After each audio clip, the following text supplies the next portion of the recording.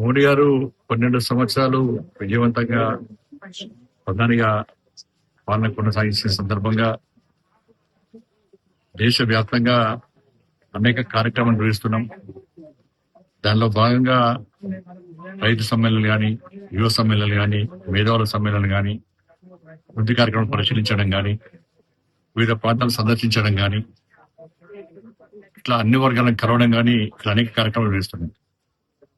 దానిలో భాగంగా కరీంనగర్ పార్లమెంట్ నియోజకవర్గంలో ఇక్కడ ఒక వినూతంగా మంచి కార్యక్రమం తీసుకోవడం జరిగింది. స్వచ్ఛ పాఠశాల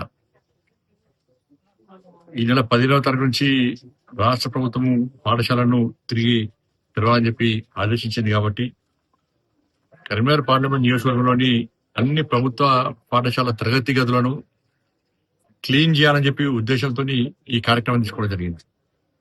స్వచ్ఛ పాఠశాల పేరుతోనే తరగతి గదులు శుభ్రం చేయడం. దీన్ని రాజకీయాలకు అతీతంగా స్వచ్ఛత సంస్థలు, ఉపాధ్యాయ సంఘాలు కానీ, అక్కడ యువత కానీ, స్థానిక ప్రజలను అందరినీ ఇన్వాల్వ్ చేసి ఎక్కడ కూడా పార్టీ కండువ కానీ, పార్టీ సింబల్ కానీ ఇక్కడ ఉండదు. ఇక్కడ ఉన్నా కూడా దాన్ని వెంటనే తొలగిస్తారు. ఇక్కడ ఉండదు కూడా.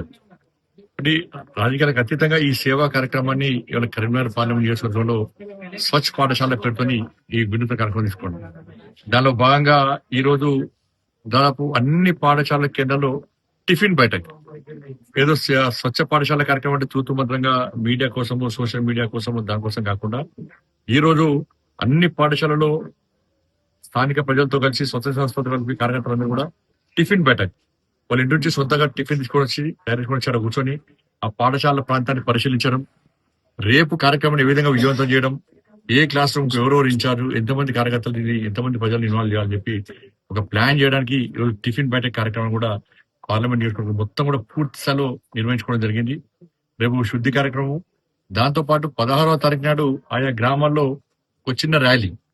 మీ పిల్లలను మీ కూలి పనికో ఇంటి పనికో ఉపయోగించుకోకండి, వాళ్ళని చదువు నేర్పించండి, విద్యావంతులుగా తయారు చేయండి, దేశం ఉపయోగపడే విధంగా తయారు చేయాలని చెప్పి ఒక ఉద్దేశంతో ఒక చిన్న చిన్న ర్యాలీలను కూడా నిర్వహించాలని చెప్పి నిర్ణయించడం జరిగింది.